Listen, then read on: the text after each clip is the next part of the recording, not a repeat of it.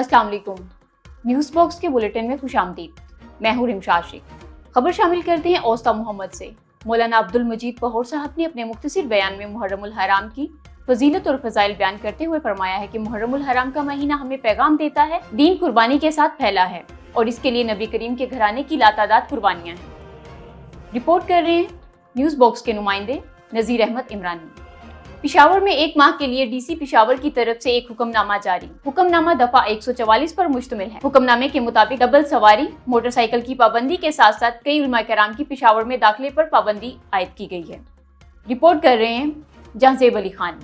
Police station रेगी के इलाके सुबखान शेर चौक में नामालूम अफराद ने पुलिस के ऊपर फायरिंग की है, जिससे पुलिस एहलकार जख्मी हुए हैं।